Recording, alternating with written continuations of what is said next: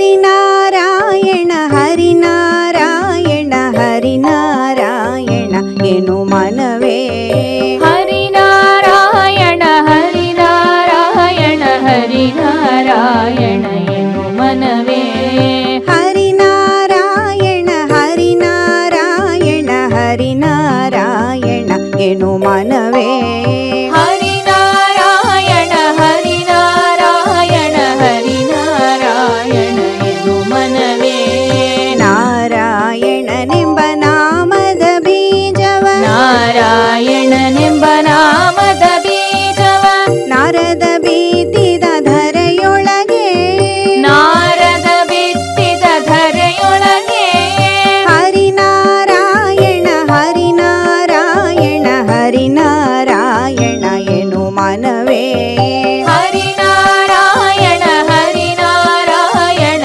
హరినారాయణ ఎను మనవే. శుక మహర్షి పరీక్షత్తుల సంవాద రూపమైన ఈ కథాతత్వంలో మధ్యలో మైత్రేయ విదుర అనే ఇద్దరు భగవద్భక్తుల సమాగమ సంభాషణ, వారిద్దరి మధ్య నడిచిన ఆ సంభాషణాత్మకమైన భగవత్కథను ఈ శుక మహర్షి దాన్ని గురించి ప్రస్తావిస్తున్నారట ఇచ్చటి భాగంలో. ఈ విదుర మైత్రేయుల సంవాద కథలో ప్రారంభంలోనే నీతి ప్రజ్ఞుడైన దీర్ఘదర్శి కృష్ణ భక్తుడు అయిన విదురుని గురించి 2 వాక్యాలు చెప్పి తర్వాత ముందు వెళుతున్నారు వ్యాస మహర్షి. విదురుని గురించి తెలుసుకోవాలన్నట్టయితే మహాభారతానికి వెళ్ళాల. మహాభారతంలో అతని యొక్క పాత్ర, ఆ విదురుడే భాగవత ఆరంభ ఘట్టంలో అతని గురించి మళ్ళా మాకు తెలుపుతున్నారు. ఇక్కడ అతని నీతి ప్రజ్ఞుడని, దీర్ఘదర్శి అని, కృష్ణ భక్తుడని చాలా గొప్పగా వ్యాస మహర్షులు చెప్తున్నారు. ధృతరాష్ట్రుడు పుత్ర వ్యామోహమునకు లోనై పాండవులకు అన్యాయం చేస్తూ ఉన్నాడు. దాన్ని చూడ్డానికి ఇష్టం లేక ధృతరాష్ట్రుని అన్యాయ మార్గము నుంచి తప్పించాలని శత ప్రయత్నాలు చేస్తూ ఉన్నాడు విదురుడు. ఎంత చెప్పినా వినకపోయేటప్పటికీ ఇక నేను ఇక్కడ ఉండేది వద్దని చెప్పేసి రాజ్యాన్ని వదిలి తీర్థయాత్రకు విదురుడు బయలుదేరతాడు. ఈ విషయం మహాభారతంలో ఉల్లేఖమైంది, ఇచ్చట చెప్తున్నారు. ధృతరాష్ట్రుడు ఏం చేశాడు అంటే, చేసింది చాలా ఉంది, అందులో ప్రధానంగా పుత్ర వ్యామోహం అనేది అతనికి చాలా. తన పుత్రులు తప్పు చేస్తూ ఉన్నా, తన కళ్ళ ఎదుట తప్పు చేస్తూ ఉన్నప్పటికీ కూడా ఆ పుత్ర వ్యామోహము అనేది ఎక్కువైపోయింది. దానిచే పాండవులకు చాలా చాలా అన్యాయం చేశాడు. వాళ్లకు రావలసినటువంటి రాజ్యాన్ని, సంపదను కూడా ఇవ్వకుండా ఉన్నారు. ఎందరో మహర్షులు వచ్చి చెప్పిరి, అయినా వినలేదు. పాండవులను లక్క ఇంటిలో పెట్టి వారిని సమూలంగా దహించి వేయాలని కూడా చేశాడు. తన కుమారులైన దుర్యోధనుడే మొదలైన వారు శకుని కర్ణునితో చేరుకొని కుంతి ద్రౌపదితో యుక్తమైన ఆ పాండవులను హతమార్చాలా, వారిని సంహరించాలని చెప్పేసి ఆ లక్క ఇంటికి నిప్పు పెట్టారు. దైవానుగ్రహము చే వారు బయటపడ్డారు. సభలో ఆనాడు ద్రౌపదిని పట్టి తేవడము, ఆమె కన్నీళ్లు కారుస్తూ ఇది అధర్మము, అన్యాయము, ఇక్కడ ఉండేవాళ్ళు చెప్పండి అని చెప్పేసి ఎంత చెప్పినా వినలేదు. కపట ద్యూతము చేత పాండవులను వంచనం చేశారు. వనవాస సమయంలో కూడా వారు సుఖంగా ఉండకూడదని చెప్పేసి తన కుమారులు పోతూ ఉంటే అక్కడికి వారికి హాని కలిగించాలా, ఇబ్బంది కలిగించాలా అని వెళ్ళేటప్పుడు కూడా వారిని నివారించలేకపోయాడు ధృతరాష్ట్రుడు. ధృతరాష్ట్రుని దౌర్బల్యము, దుర్యోధనుని దురహంకారాన్ని గమనించాడు విదురుడు. నేను వెళ్ళిపోతాను, ఎక్కడ వెళతావు, ఎందుకు వెళతావు? ఆ సందర్భంగా పరిపరి విధంగా విదురుడు ధృతరాష్ట్రునికి ఉపదేశం చేస్తాడు. నీవు పాండవులకు చెల్లవలసినటువంటి రాజ్యాన్ని, సంపదను ఇచ్చేసేయి, వారిని నీవు ఇబ్బంది పెట్టవద్దు, పిలిపించి రాజ్యం ఇవ్వు. ఇప్పుడు జరిగేదేమో జరిగిపోయింది, రాజ్యాన్ని వాళ్ళు కోల్పోయారు, జూదంలో వారు వంచితులయ్యారు, పిలిచి వారి రాజ్యానికి వారికి ఇచ్చేసేయమని హితం చెప్పాడు.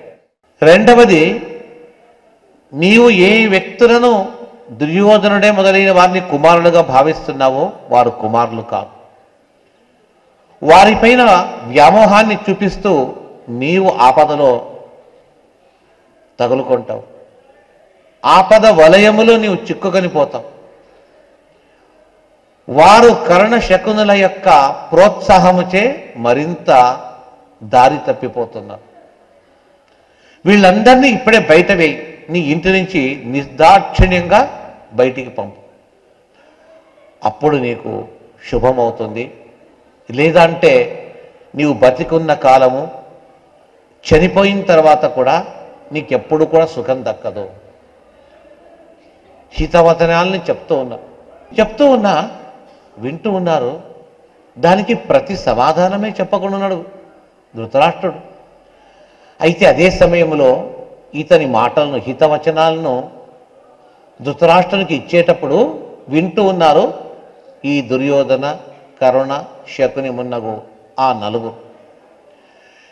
ఈ మాట విన్న తక్షణమే వెంటనే వాళ్ళు అంటున్నారు విదురుణ్ణి, నానా మాటలచే చిత్రహింస చేస్తే ఎంత కష్టపడాలో అంత మనస్సుకు మాటలచే కష్టపరుస్తున్నారు. ఈ విదురుడు దాసీపుత్రుడు, మా క్షత్రియ వంశానికి తగడు,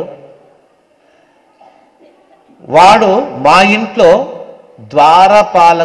ద్వారపాలయ్యవాడు, అంటే ఇంటిని కాసే గృహపాల అన్నారు. ద్వారపాల అనేది గృహపాలయ్యవాడు, ఇంటిని కాసే ఒక కుక్క వలె మా ఇంట్లో తింటూ ఉన్నాడు, ఇతనికి వేరే గతి లేదు, ఇతన్నే బయటి వేయండి అందరూ అని చెప్పేసి వాళ్ళు మాట్లాడారు.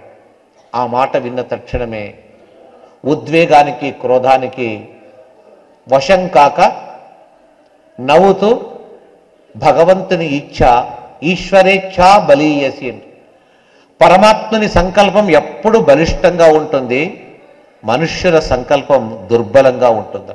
ఈశ్వరేచ్ఛా బలీయసి, అందుకే ఆ భగవంతుని విచిత్రమైనటువంటి మాయ అని నవ్వుతూ తన చేత ఉన్న ధనస్సును గృహద్వారం మధ్యలో పెట్టి అక్కడి నుంచి తాను బయలుదేరుతాడు. ఎక్కడికి వెళ్ళాడు? తీర్థయాత్రలు చేస్తూ ఉన్నాడు. వ్రతాని చేరే హరితోషణాని, భగవంతునికి, శ్రీహరికి అత్యంత ప్రీత్యాస్పదమైనటువంటి అనేక వ్రతములను ఆచరిస్తూ వెళుతూ ఉన్నాడు. అలా వెళుతూ ఉండగా క్రమక్రమంగా అతని తీర్థయాత్ర అన్ని నదులు దాటి యమునా తీరానికి సాగిందట. ఆ యమునకు వచ్చేటప్పటికీ ఆ తీరంలో అతనికి అపరిమితమైన ఆనందము చేకూరుతుంది.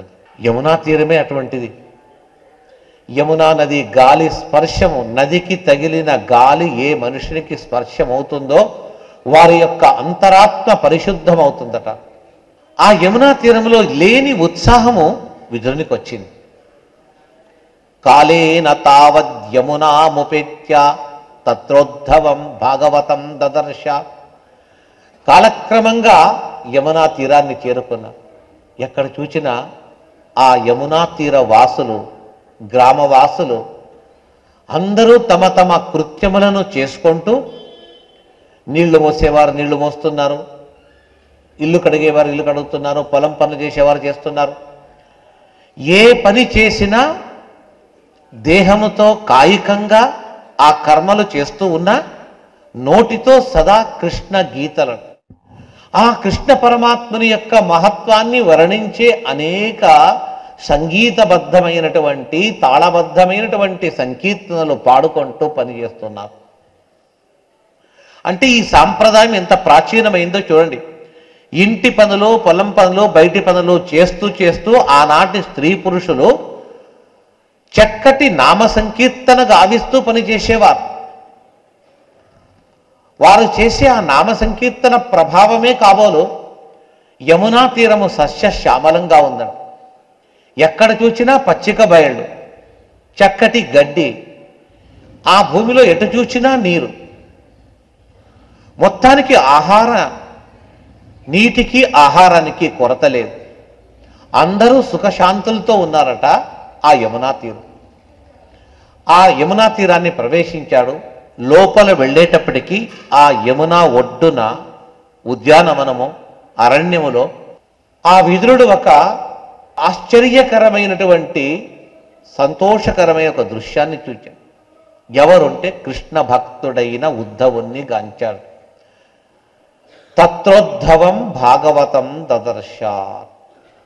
భాగవతోత్తముడైన భగవద్భక్తుడైనటువంటి ఉద్ధవుణ్ణి దర్శనం చేసుకున్నాడు. భగవద్భక్తులకు మరొక భగవద్భక్తులు కనిపిస్తే చాలా ఆనందము, సంతోషం అటువంటి.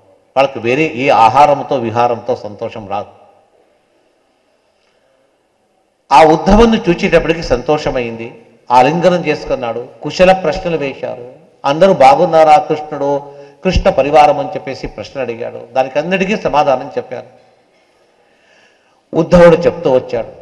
ఇక కృష్ణుడు కూడా తన పరివారాన్ని అంతా కూడా హతమార్చి వారుంటే ఇక భూమిలో కలియుగము జరగదు, వారు ధర్మిష్ఠులై అధర్మాన్ని ఎప్పుడూ ఎదుర్కొంటూ ఉంటారు, అలాంటి ధర్మిష్ఠులు భూమిలో వారి వంశం మిగలకూడదు, అకస్మాత్తుగా ఆ వంశంలో ఎవరైనా అయోగ్యులు, సరైనటువంటి నిష్ఠాజ్ఞానం లేని వాళ్ళు పుడితే ఆ వంశానికి పెద్ద ఆపద వస్తుంది, కళంకం వస్తుంది అని చెప్పేసి యాదవుల్లో కృష్ణ భక్తులైన వారికి ఆ గోపాలకులకు పరస్పరంగా వైరము జరిగేటట్టుగా భగవంతుని సంకల్పమై అలాగా అందరూ యాదవులు వెళ్ళిపోగా, కృష్ణ పరివారం అంతా వెళ్ళిపోగా, ఆ యాదవ కులంలో మరొకడు ఉద్ధవుడు, అతడు మాత్రం మిగిలాడట. మిగిలి ఏదో ఆలోచిస్తుండగా కృష్ణుని సందర్శనం చేసుకుంటాడు. ఇక కృష్ణుడు తన ప్రయాణాన్ని కడుతున్నాడు. ఆ లోకం వదిలి తన లోకానికి వెళ్ళిపోతున్నాడు. ఆ దృశ్యాన్ని చూచాడట, దుఃఖమైపోయింది. ఇక కృష్ణుడికి వెళ్ళిపోతున్నాడు ఇక్కడి నుంచి అని చెప్పేసి ఆలోచించి ఆ కృష్ణుని దగ్గరికి వెళ్ళి మొరపెడతాడు. కృష్ణ చెప్పు, ఎప్పుడైనా నేను నిన్ను వదిలి ఉన్నానా? ఏ సమయంలోనైనా, ఎలాంటి సమయమైనా నేను భుజించాలన్నా, నిద్రించాలన్నా, వస్త్రము ధరించాలన్నా, వేరే వస్త్రము, నిన్నే నేను ఆశ్రయిస్తుంటుంది. నీవు పడుకునే మంచంలో నేను పడుకునేవాడిని, నీవు తిన్న తర్వాత ఆ పళ్ళెంలో నేను తింటూ ఉంటుంది. అదేవిధంగా నీవు ధరించిన పుష్పమాల నేను ధరించేవాడిని, నీవేం చేస్తే చేసేవాడిని. అయితే ఈనాడు ఏమైపోయింది, నన్ను వదిలి నీవు పరలోకానికి వెళ్ళిపోతావు కదా, ఇది సరి అయింది కాదు. నీవు వెళ్ళాలనుకున్నట్టయితే తప్పకుండా నన్ను తీసుకొని వెళ్ళు. ఏం చేస్తాడు కృష్ణుడు? తాను అవతరించిన పని అయిపోయిందని చెప్పేసి తాను వెళ్ళిపోతున్నాడు. ఉద్ధవాదులను పంపడానికి ఇష్టం లేదు. ఒకే మాట కృష్ణుడు చెప్తాడు, చూడు ఉద్ధవ, నీవు చెప్పిందంత వాస్తవమే అయితే నీవు వెళ్ళి నేను వెళ్ళిపోతే ఈ భూలోకంలో ధర్మస్థాపన ఎవరు చేస్తారు? ఎందరో మహర్షులందరూ కాచుకొని కూర్చున్నారు కొన్ని వందల వేల సంవత్సరములుగా హిమోత్పర్వతంలో. వాళ్ళ దగ్గరికి వెళ్ళి తత్వజ్ఞానాన్ని ఉపదేశించాలా? నేను వెళ్ళిన తర్వాత నాతో సమానమైన వ్యక్తి నీవు వెళ్ళి చెప్పాలా? అందుకే నీవు యాదవ కులంలో పుట్టినా నీకు ఈ శాపము, అంటే యాదవ కులము నాశమైపోని శాపం ఇచ్చారు. ఋషులు. ఆ శాపం ప్రభావం కాకుండా ఉండుగాక నీవు ధర్మస్థాపన బదరీ క్షేత్రానికి వెళ్ళి ఎందరో ఋషులు మునులు నా కొరకు వేచి ఉన్నారు, వాళ్ళందరికీ చక్కటి తత్వజ్ఞానాన్ని ఉపదేశం చేయి అని చెప్పేసి ఉద్ధవునకు శ్రీకృష్ణ పరమాత్ముడు ఆ రోజే చెప్పాడు. కాబట్టి నా వెంట వస్తానని చెప్పేసి నీవు ఇలా చెప్పొద్దు అని ఓదార్చి ఆ ఉద్ధవుణ్ణి పంపిస్తున్నాడు. ఇంత జరిగింది. శ్రీకృష్ణుడు తానిక మానవుని వలె నటిస్తూ, పరమాత్మ అయిన మానవుల వలె నటిస్తూ నాకు మరణం వచ్చింది, నేను వెళ్ళిపోతున్నాను అని ఆ భగవంతుడు శ్రీకృష్ణ పరమాత్ముడు వెళ్ళిపోతాడు. ఇవన్నీ విషయములు విదురునకు తీర్థయాత్ర సందర్భంలో ఉద్ధవుని ముఖాంతరము తాను వెళతాడు, వింటాడు. ఉద్ధవుడు చెప్తుండగా తాను విని ఒకవైపు కృష్ణుని చరిత్ర చెప్పాడని సంతోషపడాలన్నా, మరొక వైపు ఆ కృష్ణ భక్తులందరూ కూడా నాశమైపోయారు, కృష్ణుడు ఇక వెళ్ళబోతున్నాడు. ఈ మాట వింటే చాలా అతనికి హృదయ విదారణమైపోయింది, దుఃఖం వచ్చింది. ఆ సందర్భంలో ఉద్ధవుడు అంటాడు, లేదు విదురా, నాకు శ్రీకృష్ణుడు దివ్యమైనటువంటి తత్వాలు చెప్పాడు నాకు అంటే. ఆ మాట వింటూనే విదురునికి సంతోషం, ఆనందమైపోయి, నాకు ఆ తత్వం చెప్పవా, నాకు చెప్పు. అయితే ఉద్ధవుడు అంటాడు, అలా చెప్పడం కుదరదు. శ్రీకృష్ణుడు ఆజ్ఞ ఎవరికి వేశాడో వారు మాత్రమే చేయగలుగుతారు. నా ఎదుట అదే సందర్భంలో మైత్రేయ మహర్షి వస్తే మైత్రేయంతో, మైత్రేయ నా శిష్యుడు, నా భృత్యుడు, నా భక్తుడు అయినటువంటి విదురుడు వాడు ఎక్కడో తిరుగుతున్నాడు, అతనికి నీ వెళ్ళి ఈ భాగవత ధర్మాలను ఉపదేశం చేయి అని చెప్పేసి సాక్షాత్ కృష్ణుడే చెప్పాడు. అందువల్ల నీకు విదురుడు వచ్చి చెప్పాడు, నేను కాదు చెప్పడము అని ఈ ప్రకారంగా ధైర్యం చెప్పి తాను వచ్చిన పని నెరవేర్చుకొని ఉద్ధవుడు అక్కడి నుంచి వెళ్ళిపోతాడు. ఇక మైత్రేయ మహర్షి కృష్ణుని ఆజ్ఞ శిరసా వహించి నీ దగ్గరికి వస్తాడు అనే మాటను చెప్తారు. ఇంతవరకు అక్కడ జరిగిన కథాతత్వము. విదురుడు తీర్థయాత్రకు వెళుతూ వెళుతూ యమున దాటి మరితర శ్రేష్టమైన నదులను చూస్తూ అందులో శ్రేష్టమైనటువంటి గంగా తీరానికి వచ్చాడట. ఆ గంగా తీరంలో మరొక విశేషమైన క్షేత్రం. గంగా తీరం చాలా క్షేత్రాల్లో, అనేక గ్రామాల్లో, పట్టణాల్లో గంగా ప్రవహిస్తూ ఉంది. అందులో ఒక గంగకు మరొక ముఖ్యమైన స్థలము, ఎలాగా దేవప్రయాగ, కర్ణప్రయాగ, నందప్రయాగ అని చెప్పేసి ఆ బదరీ క్షేత్రం పైనుంచి హిమోత్పర్వతం నుంచి పడేటప్పుడు కొన్ని సంగమ క్షేత్రాలు ఉంది, చాలా గొప్పవి. అలాగే భూతలానికి కిందికి వచ్చిన తర్వాత హరిద్వారం అనే క్షేత్రం ఉంది. ఆ క్షేత్రాన్ని చేరుకున్నాడట విదురుడు. ద్వారిద్యునద్యాహ ఋషభ పురూణాం మైత్రేయవాసీన మగాధబోధ. ఆ గంగా తీరాన్ని చేరుకున్నాడు, హరిద్వారాన్ని. హరిద్వారము చాలా పవిత్రమైన క్షేత్రం. అది 7 క్షేత్రాల్లో ఒకటట. అయోధ్య, మథురా, మాయా, అయోధ్య, మథురా, మాయా, కాశీ, కాంచీ, అవంతిక, పురి, ద్వారావతి చైవ సప్తైత మోక్షదాయకా. ఈ 7 మోక్షదాయకములైన క్షేత్రం. అయోధ్య ఒకటి తెలుసు, మథుర కృష్ణుని యొక్క స్థలం, మాయాక్షేత్రం అన్నారు. ఏది మాయాక్షేత్రము? హరిద్వారానికి మాయా అని పిలుసు. అక్కడ మానసాదేవి, మాయాదేవి దేవస్థానం ఉంది. లక్ష్మీదేవియే మాయా అనే పేరు చేత తానక్కడ ఉన్నది. అలాంటి మాయా క్షేత్రం. ఆ మాయాక్షేత్రంలో మాయాదేవి అగుపించిన మాయాపతి అయిన ఆ వాసుదేవుడు అక్కడే సన్నిహితుడై ఉన్నాడు.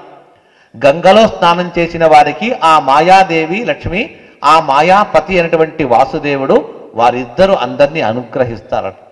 అలాంటి హరిద్వార క్షేత్రాన్ని విదురుడు చేరుకొని పవిత్రమైన శుద్ధమైన ఆ గంగా స్నానాన్ని చేసి అంతఃకరణం శుద్ధి చేసుకున్నాడు.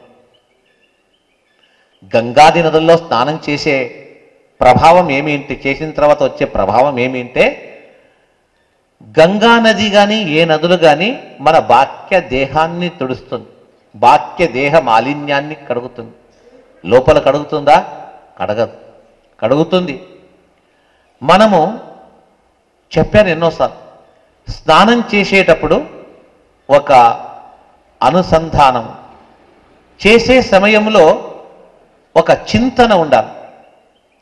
ఏదో ఒక స్విమ్మింగ్ పూల్లో మునిగినట్టుగా మునిగి వస్తే అది ఫలితం రాదు. కాకులు, పక్షులు, ఎన్నో చేపలు, కప్పలు కూడా గంగాలో మునిగి వస్తుంటుంది. వాటికెంతో మనకంతే. ఆ తీర్థానికి వెళ్ళినప్పుడు స్నానం చేసేటప్పుడు ఇలాగా అనుసంధానం ఉండాలి. చేసే ఈ నది సాక్షాత్ విష్ణు పాదోద్భవి. మనం ఏ నదిలో స్నానం చేసినా గంగను తలవాల. అదొక విశేషం. గోదావరిలో చేసినా, తుంగభద్రలో చేసినా, కృష్ణానదిలో చేసినా గంగా నదిని కొలుస్తాం. గంగా గంగేతి యో బ్రూయాత్ యోజనానాం శతైరపి ముచ్యతే సర్వపాపేభ్యో విష్ణులోకం సగచ్చతి. నందిని నలిని సీత మాలతీ చ మలాపహ విష్ణు పాదాబ్జ సంభూత గంగా త్రిపథగామిని భాగీరథి భోగవతి జాహ్నవి త్రిదశేశ్వరి పుష్కరాద్యాని తీర్థాని గంగాద్య సరితస్తత ఆగచ్చంతు పవిత్రాణి స్నానకాలే సదా మమ. ఈ గంగా పేర్లు 12 నామాలుంది. ఈ నామానంతా ఈ పేర్లంతా ఉచ్చరిస్తూ స్నానకాలములో అమ్మా తల్లి గంగా 12 నామములతో ఇన్ని చోట్ల ప్రవహిస్తున్నావు, నీ వచ్చి నా స్నానకాలంలో నేను చేసేటప్పుడు ఇందులో సన్నిహితురాలై నీవు నన్ను అనుగ్రహించు, నా పాపములు పరిహరించు. నేను చాలా పాపాలు మోసుకొచ్చాను, ఆ మోసుకొచ్చిన పాపాలను నీవు పరిహారం చేయమని చెప్పేసి నీకు ఆ శక్తి ఎలాగొచ్చింది తెలుసా? విష్ణు పాదోద్భవి గంగా. ఆ విష్ణు పాదముల నుంచి ఉద్భవించాం. విష్ణు పాదములను చూడకుండా కూడా మనం విష్ణువునే చూడలేదు, విష్ణు పాదాలను చూడలేదు. కళ్ళు మూసుకొని విష్ణు పాదములను స్మరిస్తే చాలు పాపములు పోతుందట. అలాంటిది ఆ పాదం నుంచి పుట్టిన నీలో స్నానం చేస్తే నీవు నీ తండ్రి అయినటువంటి ఆ విష్ణువుకు నా పరంగా కొద్దిగా సిఫార్సు చేయి. వీడెవరో వచ్చాడు, వీడు స్నానం చేశాడు, స్వామి తండ్రి అతన్ని ఉద్ధరించుని ఒక కుమార్తె చెప్తే తండ్రి వద్దంటాడా? భార్య చెప్తే వద్దంటాడా? పుత్రుడు చెప్తే లేదంటాడా? నీవు వెళ్ళి నీ తండ్రికి నా పరంగా చెప్పుకోమ్మా అనే ఒక ప్రార్థన చేత. అంతేకాదు అది జలమయము, జలమది. ఆ నీటిలో మునిగితే లాభం ఏమిటంటే సయేవ ద్రవరూపేణ. ఆ మహావిష్ణువే ఆ నదిలో ద్రవ రూపంగా ఉన్నాడు కాబట్టి అలా అనుకొని అనుసంధానం చేసి స్నానం చేసినట్టయితే బాహ్య దేహమే కాదు, మన అంతరంగము, ఆ మనస్సు లోపల అంతరంగం అంటాం, చాలా సూక్ష్మ మనస్సు. అయితే ఎన్ని పదార్థములను నిలవహించుకుంటుంది తెలుసా? ఎన్నో విషయాలను విని ఉంటాం, ఎందరితో మాట్లాడి ఉంటాం, ఎందరినో చూచి ఉంటాం. వాళ్ళని చూచిన తక్షణమే ఆ మాటలు విన్న తక్షణమే వాళ్ళు జ్ఞాపకం వస్తారు. 4 ఏళ్ల క్రితం ఒక వ్యక్తిని ఒక ఊర్లో చూసింటారు, మీరు ఎక్కడో వెళ్ళింటారు. ఆ ఊరు ఈ ఊరికి వెళ్ళినప్పుడు ఎక్కడో ఒక బెంగళూరులో ఒక వ్యక్తిని చూస్తారు. ఒక 4 ఏళ్ల తర్వాత మీ ఊరికి వచ్చింది అతను చూస్తే, ఓహో మీరు బెంగళూరు వాళ్ళు కదా, ఆ రోజు కలిశాం కదా. 4 ఏళ్ళు అయిపోయాడు. ఆ రోజు చూచిన రోజు తర్వాత 4 ఏళ్ల వరకు అతను గుర్తు ఉండడు, అతను చూచి ఉండరు. ఆ వ్యక్తిని చూచిన తక్షణమే జ్ఞాపకం వస్తుంది అన్నట్టయితే ఆ ప్రాచీన సంస్కారం అనేది మన మనస్సులో లోపల అతుక్కుపోయి ఉంటుంది. అలాంటిది కొన్ని కోట్ల నిదర్శనలు, ఆ కోట్ల విషయములు మన మనస్సులో ఉంటుందట. అవంతా మనస్సులో స్టాక్ ఉంటుంది. దాంతోపాటు కామ క్రోధాది కల్మషములు, మనస్సు పాపములు నిండిపోయి ఉంటుంది. ఆ తీర్థస్నానం చేసేటప్పుడు ఈ చింతన, ఇప్పుడు చెప్పాను కదా, ఆ చింతనతో విష్ణు పాదోద్భవి గంగా సర్వపాప ప్రణాశిని జాహ్నవి త్రిదశేశ్వరి అనే ఒక ఆ మంత్ర అనుసంధానం, అర్థానుసంధానంగా స్నానం చేసినప్పుడు ఆ మహావిష్ణువే ద్రవరూపంగా ఈ నదిలో కూడి ఉంటాడు రసరూపంగాని చింతించినప్పుడు ఆ విష్ణువే ఆ గంగాదేవియే లోపల వెళ్ళి మన అంతరంగములో, ఆ అంతరాళములో ఉన్న ఆ పాప సమూహాన్ని పూర్తిగా దేహము బయట ఉన్నటువంటి మాలిన్యమును మాత్రము కాదు, మనోమాలిన్యమును కూడా తొలగిస్తుంది ఆ నదులు. అప్పుడు మనస్సు నిర్మలమవుతుంది. మనస్సు యొక్క నైర్మల్యము పొందిన తర్వాత తేలిక అయిపోతుంది. ఎన్నో పరిపరి సాంసారిక దుఃఖముల చేత చింతిస్తూ మనస్సమాధానము లేక, మానసిక శాంతి లేక బాధపడుతూ ఉండేవారికి ఈ తీర్థయాత్రలు, భగవంతుని కథ శ్రవణము ఇది మన మనస్సును తేలికపరుస్తుంది.